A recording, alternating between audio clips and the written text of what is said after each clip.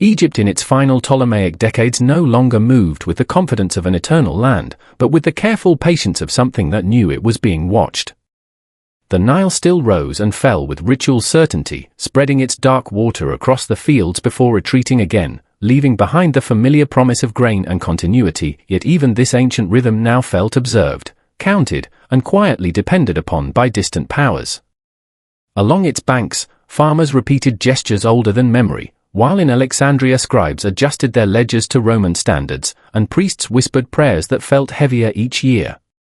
The kingdom appeared unchanged to those who looked only at monuments, but beneath the limestone facades and painted reliefs, the structure that had once carried pharaohs and dynasties forward had begun to thin, stretched between reverence for the past and the demands of a future already encroaching.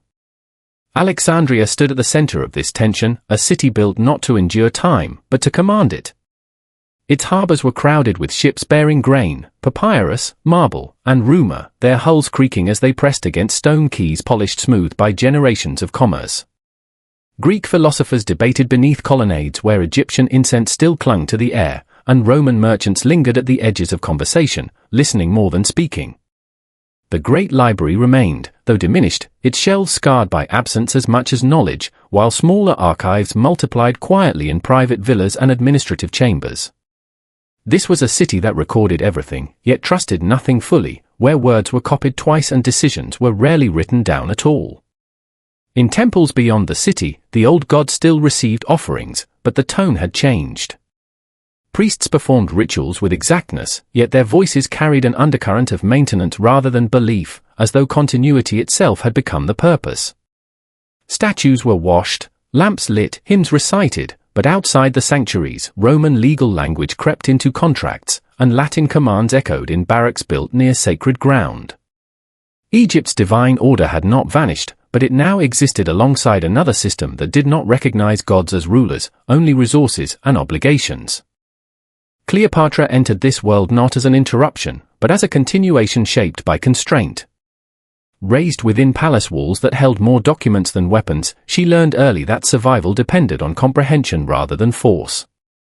Tutors instructed her in languages that stretched beyond ceremony, preparing her to listen without intermediaries and to speak without distortion. She absorbed the cadences of Greek rhetoric, the symbolism of Egyptian kingship, and the careful politeness of Roman diplomacy, each layer adding weight rather than freedom. By the time she assumed power, the throne no longer promised authority, it offered responsibility for managing decline without announcing it. The palace itself reflected this condition. Marble floors gleamed under oil lamps that revealed cracks only in certain light, and corridors echoed with footsteps that hesitated before doors behind which decisions were made quietly. Courtiers moved with practiced caution, carrying messages folded small enough to be hidden in sleeves, aware that loyalty had become situational rather than absolute. The walls displayed victories from centuries past, but the discussions beneath them concerned debts, grain quotas, and assurances demanded by foreign envoys. Egypt was still sovereign in name, but its margins had been carefully measured by others. Beyond Alexandria, the countryside maintained its slower pace, though even here the sense of being counted had arrived. Tax collectors traveled routes once reserved for ritual processions, and storehouses were sealed with marks that indicated not royal abundance, but contractual obligation. Grain was no longer simply harvested for the gods or the people, it was allocated, promised, and anticipated by unseen mouths across the sea. Rome's presence did not require banners or legions everywhere. It existed in expectation, in the knowledge that ships would arrive on schedule and that failure would be remembered. Cleopatra understood this pressure as an atmosphere rather than a threat. Rome did not announce itself, it waited. Its influence moved through letters carried by silent couriers, through loans extended with generous terms that aged poorly, through alliances that appeared optional until they were not. The young queen observed how previous rulers had tried to resist openly and had failed, their defiance preserved only as cautionary examples in restricted archives. She also saw how others had complied too readily, losing distinction along with independence. Between these paths lay a narrow space that required patience, discretion, and an acceptance that power could no longer be displayed openly. Night in Alexandria revealed the city's true character. Lamps flickered in upper rooms where clerks recalculated figures by hand, while below, the harbor water reflected constellations distorted by movement. In these hours, conversations took place that would never be recorded formally, agreements shaped by implication rather than decree. Cleopatra listened more than she spoke, absorbing the unspoken hierarchies that governed the city and its visitors. She learned that silence could signal confidence, and that delay could serve as a form of negotiation. The old dynastic language still framed her rule, but its meanings had shifted. Titles once associated with divine authority now functioned as symbols of continuity meant to reassure the population rather than command it. Cleopatra wore them carefully, understanding that ritual remained necessary even as its power faded. She participated in ceremonies that connected her to ancient queens and goddesses, while privately acknowledging that these connections no longer guaranteed protection. The gods had not abandoned Egypt, but they no longer stood alone. As Rome's shadow lengthened, it did not darken everything at once. It fell unevenly, touching ports before temples, accounts before armies. The sense of inevitability arrived quietly, like dust settling on objects still in use. Cleopatra's task was not to reverse time, but to navigate it, to preserve agency within narrowing boundaries. Egypt at the edge of memory did not collapse, it adjusted, deliberately, holding its breath between what it had been and what it would become quietly. Rome did not arrive in Egypt with the sudden violence of conquest, but with the quiet persistence of administration, moving across the eastern Mediterranean like a tide that advanced by measurement rather than force. Its presence could be felt first in the counting houses of Alexandria, where figures were adjusted to meet distant expectations, and in the harbors where grain ships departed not as tribute but as obligation, their destinations already assumed. Rome's hunger was vast and constant, and Egypt's fields, renewed each year by the Nile's flood, had become essential to feeding a city that had outgrown its own soil. This dependency created a subtle imbalance that required no legions to enforce. It was enough that the grain arrived on time, that the ledgers balanced, that promises were honored quietly. Roman envoys appeared not as conquerors but as observers, standing in shaded courtyards and cool marble halls, their questions precise, their interest polite. They carried letters sealed with authority that did not need to be explained, and their visits were recorded carefully in Egyptian archives, though often without detail. Treaties were discussed in rooms small enough to mute raised voices, where incense mixed with the smell of wax and parchment, and where every word was weighed for how it might be remembered later. Rome understood that influence worked best when it felt inevitable, when local rulers adjusted their behavior voluntarily to avoid disruption. Cleopatra came to power within this landscape of expectation, inheriting not only a throne but a network of dependencies that had been built over decades. She understood early that Rome was less concerned with Egypt's traditions than with its reliability. The Queen's education reflected this reality. She studied history not as celebration but as precedent, tracing how other kingdoms had been absorbed not through defeat but through debt and obligation. Her linguistic skill allowed her to speak directly with Roman representatives, removing the protective distance of translators and exposing her to the rhythms of Roman political thought. She learned that Rome valued clarity and results over ceremony, and that displays of strength meant little without economic compliance. In Alexandria, Roman merchants established themselves near administrative centers, their warehouses positioned for efficiency rather than beauty. Contracts were drafted with care, clauses nested within clauses, ensuring that responsibility could always be traced. Cleopatra observed how these documents traveled, copied and recopied, their originals stored in chests that rarely left Rome. She understood that paper now carried as much authority as lineage. Egyptian autonomy was reshaped not through proclamation, but through alignment, each agreement narrowing the space in which independent action could occur. The process was gradual enough to feel manageable, yet cumulative in its effect. Rome's shadow lengthened through routine interactions. Loans were extended during difficult seasons, framed as assistance, their terms flexible until they were not. Military support was offered conditionally, its cost measured not only in coin but in future loyalty. Cleopatra watched how previous rulers had accepted such arrangements, believing them temporary, only to find themselves bound by obligations that could not be refused without consequence. She learned to read Roman patience as strategy rather than hesitation. In private chambers lined with scrolls and maps, she compared accounts, noting how Rome's influence spread along trade routes and political alliances, rarely needing to announce itself. The queen's early reign became an exercise in perception. She cultivated an image of cooperation without submission, ensuring that Rome saw Egypt as stable and valuable, not defiant or expendable. This required constant attention to tone and timing. Messages were sent deliberately, neither rushed nor delayed, their language respectful but measured. Cleopatra understood that Rome rewarded predictability, and she worked to make Egypt appear indispensable rather than resistant. Force, once the language of empires, had become inefficient in the face of systems designed to extract compliance through necessity. In temples, rituals continued unchanged, yet outside their walls, Roman legal principles began to influence local governance. Disputes involving Roman citizens were handled differently, setting quiet precedents.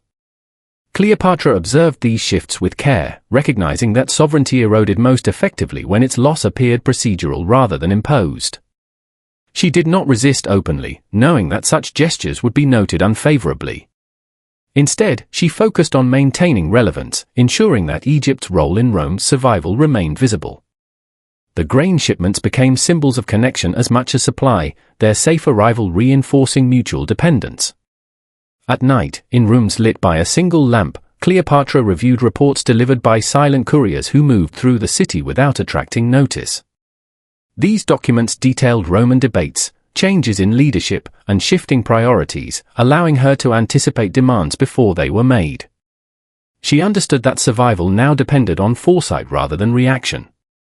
Rome's power lay not only in its armies but in its ability to wait, to let circumstances align in its favor. By acknowledging this, Cleopatra positioned herself as a participant in Rome's world rather than a subject resisting it. The shadow Rome cast over Egypt was not uniform, but it was persistent, shaping decisions through expectation rather than threat. Cleopatra navigated this reality with restraint, aware that the old methods of asserting power had lost their effectiveness. Negotiation, perception, and alignment became her tools, used carefully to preserve what autonomy remained. In this measured approach, Egypt continued, altered but intact, existing within Rome's reach without yet being consumed by it. The creation of Cleopatra's most consequential political understanding unfolded not with proclamations or public spectacle, but in the quiet spaces where history itself seemed to pause, as though aware that the smallest gesture could tilt the future.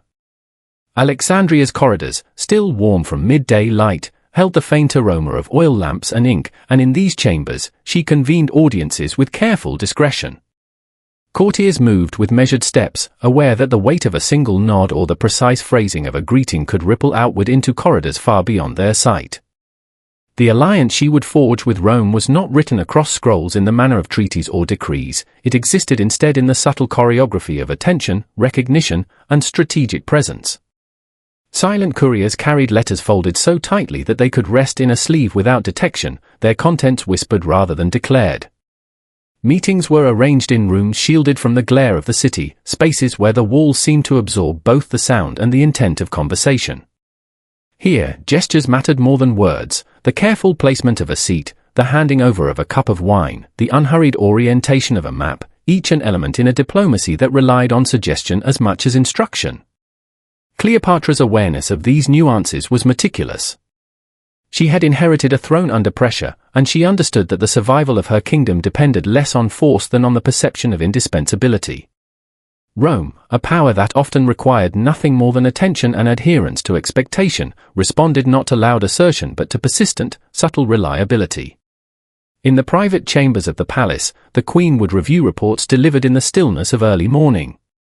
The couriers had come by ways that bypassed the thrumming heart of Alexandria, their routes planned to avoid detection, their presence barely noted by the few who might glance in corridors where decisions were made.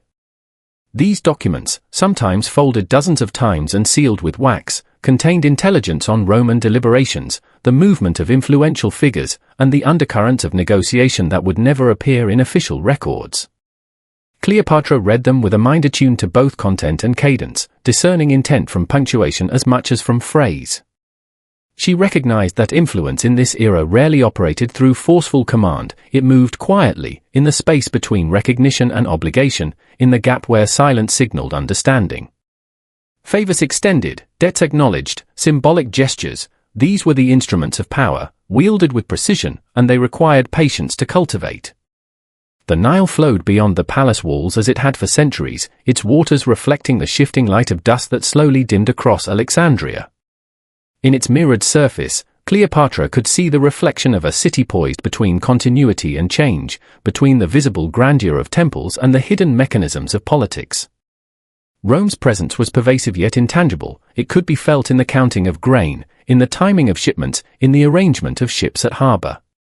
Cleopatra's strategy acknowledged this omnipresence without confrontation.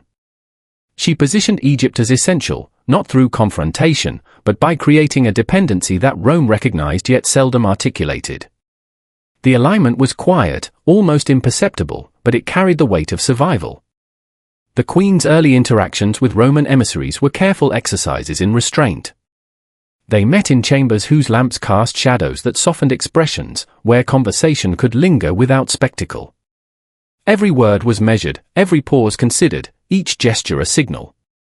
Cleopatra learned that attention could substitute for coercion, that listening could serve as authority. Diplomacy existed as an atmosphere, surrounding participants in subtle expectation and mutual acknowledgement. As she negotiated, she did so with the knowledge that her kingdom's security rested upon the perception of indispensability rather than demonstration of military strength. In Alexandria's streets, the public saw only the measured routines of daily life, but beneath this surface, arrangements were being solidified in silence.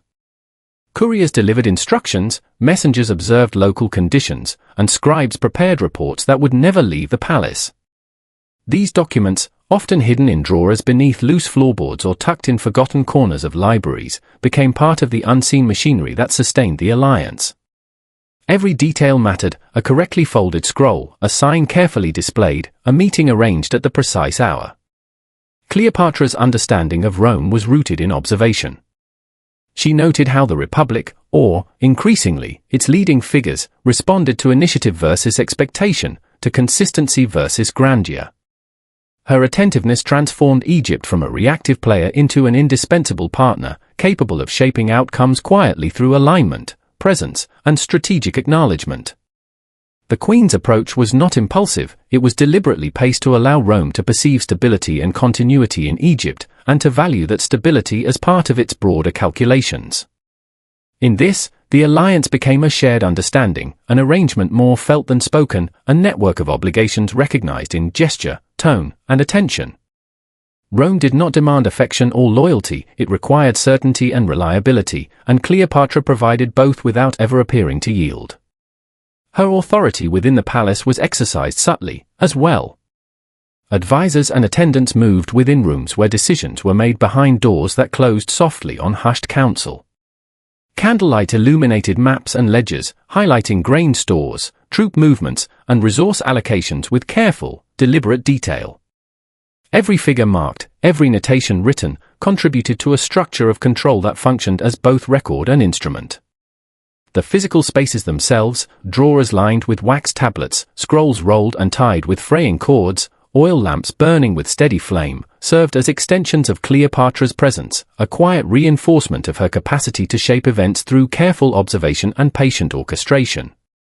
Across the city, Alexandria carried on in a rhythm that belied the intensity of these maneuvers. Markets hummed with the bartering of goods, the scent of spices and fish mingling with sun-worn stone. Yet the city's vibrancy was overlaid with subtle constraints, as if the pace of commerce mirrored the negotiation of political influence. Rome's shadow, though distant, guided these rhythms, and Cleopatra's diplomacy worked within them, maintaining the outward semblance of normality while securing essential outcomes behind the scenes. Knights offered their own theatre. In the dim light of private chambers, scrolls were reviewed by candle, hand steady as ink traced words whose import would resonate far from the palace.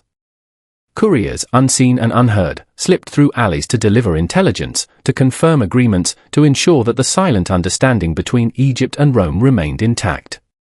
Cleopatra's patience in these hours became as important as her decisions, each act of restraint and affirmation of authority.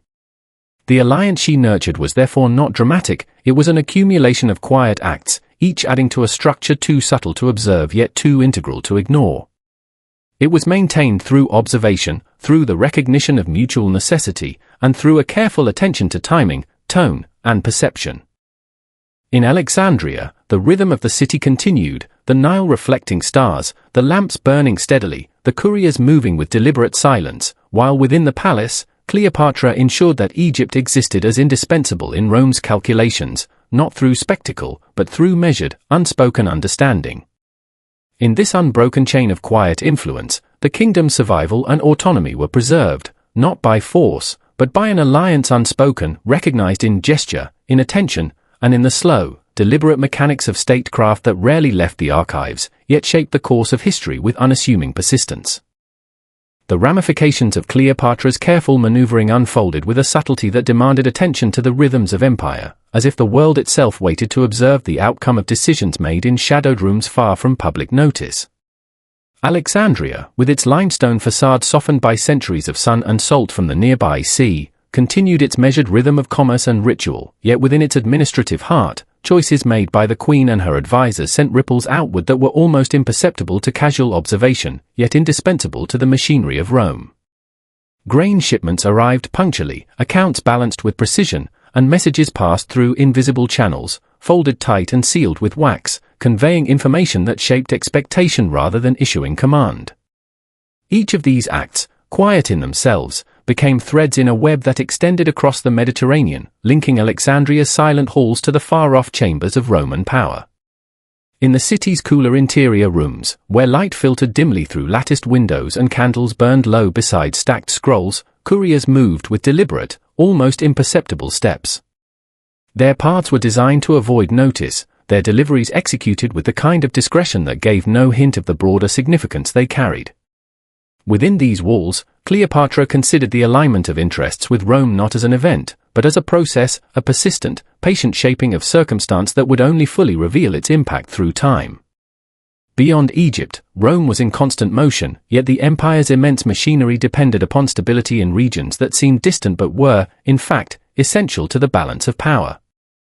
Senators argued in grand chambers over debts, political favor, and the allocation of resources, unaware of the subtle pressure exerted by Alexandria's calculated consistency. Shifts in loyalty, even minor, were influenced not only by rhetoric but by the certainty that Egypt would fulfill its obligations. Cleopatra's management of her kingdom, her attention to the timetables of grain and gold, and the careful handling of alliances created an invisible foundation upon which Roman deliberations rested. The influence of such quiet competence was easily overlooked in the cacophony of civil debate, yet it proved as decisive as armies maneuvering across the Italian peninsula. In Rome itself, reports arrived, brief, codified, often obscured by layers of repetition, that traced the movement of resources, the completion of obligations, and the subtle alignment of Egypt's actions with the expectations of powerful figures.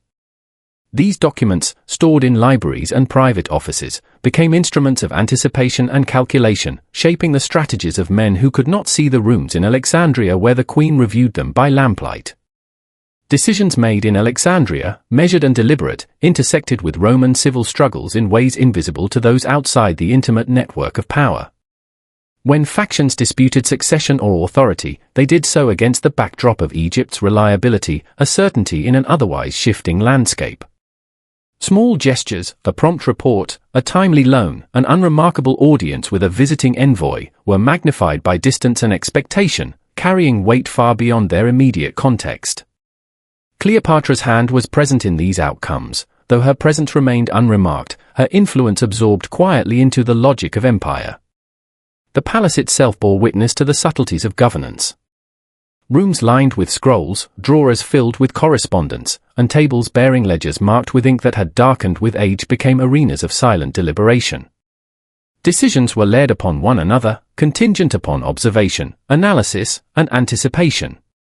The Queen's advisors, moving between chambers and archives, understood the significance of patience and precision. A misstep could reverberate far beyond the city, and so every movement was deliberate, almost ritualized, blending the efficiency of administration with the care of tradition. In the streets outside, life continued with its customary rhythm, markets exchanging goods in the golden hours of the day, fishermen hauling nets along the harbor, priests tending to offerings in the temples, yet the consequences of the Queen's decisions moved unseen, like currents beneath the surface of the Nile. Alexandria's role as a hub of trade, culture, and ritual became inseparable from its role as a linchpin of Roman calculations. Cleopatra's awareness of this duality guided her strategy. She maintained the outward appearance of normalcy while attending to the imperatives that shaped imperial trajectories. Lamps flickered across her private chambers as she reviewed documents, the shadows deepening in corners where inked records rested untouched, awaiting moments of interpretation or delivery. Couriers, careful not to disturb the stillness of the palace, threaded through quiet staircases and passages, their presence marked only by the faint rustle of parchment. Each transmission carried pieces of a larger pattern, small details that would later be recognized as decisive. Rome's internal conflicts, the oscillation of political loyalties, the negotiation of debts and favors, all were contingent, in part, on the silent assurances Cleopatra orchestrated. Her influence did not command armies or sway votes openly, it guided expectation, shaped perception, and created a field of stability within which the empire could maneuver. From distant chambers, senators debated with vigor, yet the infrastructure supporting their deliberations was, in large measure, created by the rhythms of Alexandria's governance. Cleopatra's recognition of this allowed her to operate not as an equal in confrontation, but as a necessary element in the functioning of the system. The precision of timing, the awareness of obligation, and the cultivation of dependability became the instruments by which she shaped events that, on the surface, seemed entirely external to her. Even seemingly minor occurrences, a delayed shipment, a carefully worded letter, a private audience conducted with silent attention, were integrated into the larger calculation of power. The empire, in turn, adapted to accommodate the certainty Egypt provided, even as its leaders remained largely unaware of the processes that sustained it. In this quiet interplay, decisions made in Alexandria assumed a significance disproportionate to their visibility. Historical consequence, often imagined as the product of public act or grand gesture, revealed itself instead in the careful layering of responsibilities, attentions, and alignments, each contributing to a trajectory that would later be recognized as transformation. The palace, with its oil lamps, scattered scrolls, and closed doors, became a nexus where private deliberation intersected with global consequence. The courtyard gardens, fragrant with the scent of native flora, offered a space for reflection, where Cleopatra could consider the outcomes of her orchestration, the ramifications of each choice measured not by immediate acclaim, but by the quiet stability it secured. Alexandria's streets, alive with the familiar rhythms of everyday life, reflected an empire functioning on the surface as it always had, while beneath, the unseen machinery of influence continued its work. The corridors of the palace, lined with stacks of reports, maps, and ledgers, echoed with the passage of those entrusted with observation and delivery, each step deliberate, each gesture deliberate, each whisper of parchment a note in an intricate symphony of subtle power.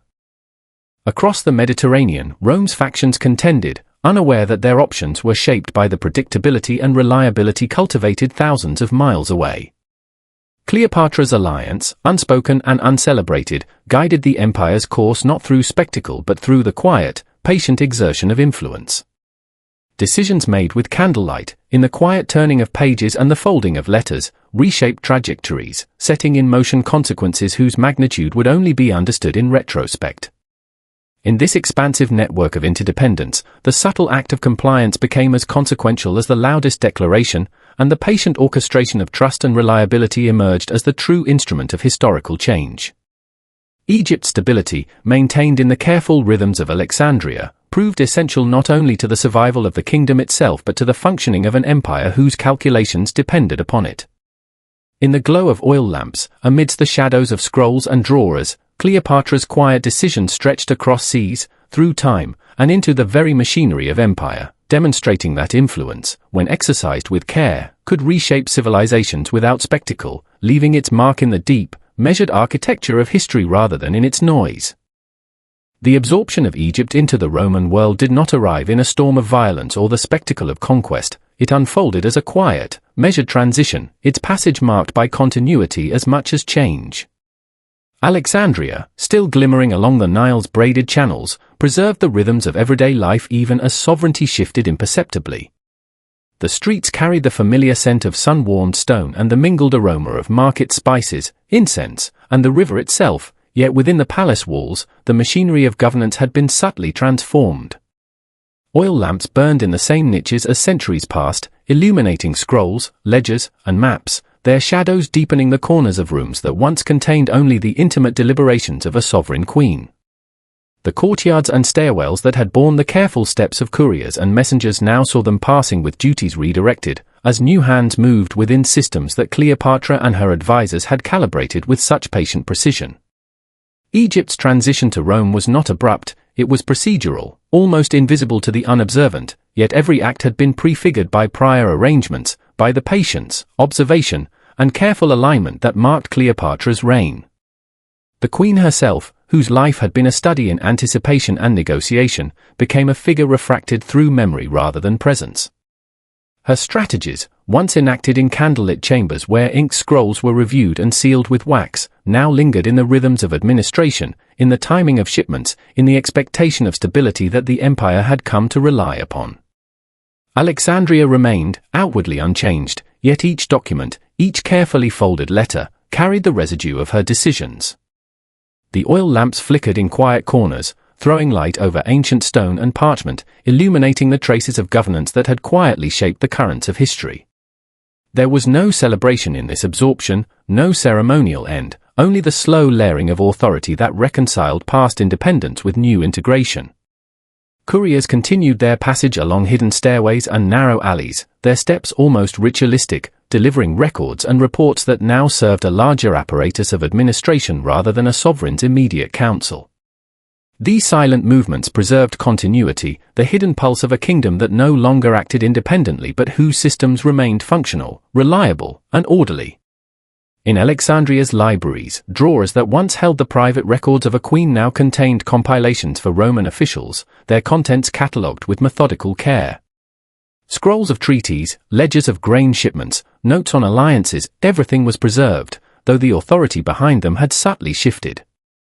The city itself, with its colonnaded avenues and shaded courtyards, seemed unaware of the transition, maintaining the cadence of life that had long been its own, while the unseen mechanisms of governance quietly accommodated a new power.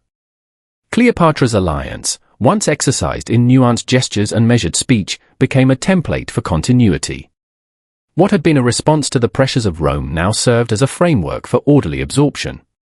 Her careful recognition of expectation, her orchestration of dependency, and her cultivation of indispensability were not acts of triumph or failure, they were a demonstration of measured response to historical inevitability, the kind that allowed structures to endure beyond the presence of their architects. In the dim, lamplit chambers of the palace, one could trace the pathways of her influence in the weight of ledgers, the folding of letters, the placement of documents in drawers meant for observation rather than display. The same corridors that had hosted her private deliberations now carried attendants and scribes performing tasks that sustained the empire's confidence in Egypt's reliability. Night fell over Alexandria with the same gentle inevitability as it had for centuries, the Nile reflecting stars like faint, scattered ink on a darkened page. The quiet of the city mirrored the quiet of history itself, where momentous transitions occurred not with fanfare but through the patient accrual of careful decisions, each connecting to the next in ways rarely noticed at the time. The palace gardens, fragrant with the scent of lilies and reeds, offered the illusion of permanence, yet every planted border, every trimmed hedge, testified to human care and foresight, a reflection of the same attention to consequence that had guided Cleopatra's hand. Legacy, in this context, was not measured in monuments or battles, but in the persistence of order, in the ability of a system to continue functioning when its original orchestrator had stepped back. Observing the quiet diligence of attendants arranging documents, the careful handling of grain shipments, the timetables adhered to with almost ritual precision, one could discern the traces of her strategy, subtle, restrained, enduring. Rome's empire, vast and often turbulent, relied upon these continuities. Senators debated, generals maneuvered, and yet the systems established in Alexandria provided a stabilizing counterpoint, a quiet infrastructure of reliability that eased transitions without spectacle. Decisions that had been made by a queen in candlelit rooms, through patient observation, were now embedded in an imperial rhythm that would outlast the memory of her person. The city's light and shadow, the scent of river and spice, the small, deliberate movements of those charged with maintaining order, all carried the weight of choices that had been exercised with forethought, discipline, and attention to nuance. History, in this chapter, moved without drama, its currents shaped by restraint rather than proclamation. Cleopatra's role, though past, remained encoded in these rhythms, visible only to those attuned to subtlety, to the slow, deliberate unfolding of consequence. Power, once active and performative, had become a framework, an inherited architecture of stability. The quiet presence of Roman administration now occupied spaces once devoted entirely to Egyptian sovereignty, yet the transition preserved continuity rather than destruction, functioning as testament to foresight rather than coercion. Oil lamps flickered across walls adorned with reliefs, illuminating figures of deities whose worship had long been observed with diligence and ritual, yet whose authority had now been joined to the procedural expectations of a distant empire. The scent of incense, still lingering in corridors and chambers, merged with the more mundane odors of parchment and oil, creating an atmosphere both timeless and contingent, a sensory reflection of a civilization negotiating its place in a larger order. Couriers continued their silent paths, small figures carrying weighty records, each movement a reminder that influence often persists not in dramatic gestures but in carefully executed routines. The city, its commerce, its rituals, and its administration, all bore witness to this truth. Cleopatra's strategies had outlived her immediate application, preserved in the careful calibration of obligations, the patient alignment of expectation, and the maintenance of a system that functioned quietly, reliably, and with purpose. In the stillness after power, one could observe the endurance of her decisions, the slow and deliberate preservation of autonomy refracted through integration, and the manner in which history's turn is often guided less by spectacle than by attention to detail, consistency, and measured response. The Nile flowed with its ancient rhythm, the city breathed in its customary cadence, and the lamps continued to burn in chambers where the machinery of empire turned with quiet precision. In these spaces, history appeared not as an act of drama but as a meditation on continuity, on the persistence of order, on the capacity for carefully exercised agency to outlast both circumstance and individual. Cleopatra's alliance, once enacted with intention and discretion, remained embedded in the structures of Egypt's absorption, a testament to the subtle ways in which influence can endure, and a reminder that power fades slowly, leaving behind patterns of stability that speak more eloquently than any proclamation or battle ever could.